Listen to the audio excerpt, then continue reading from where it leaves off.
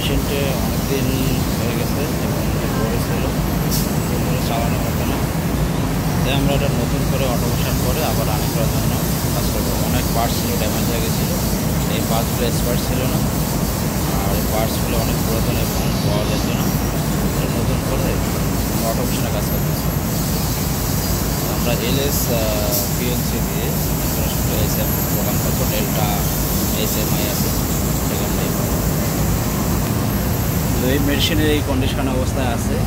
আমরা যে একটা ড্রাইভ ইনস্টল করছি, সব কিছু এখনও কাজ হয়নি।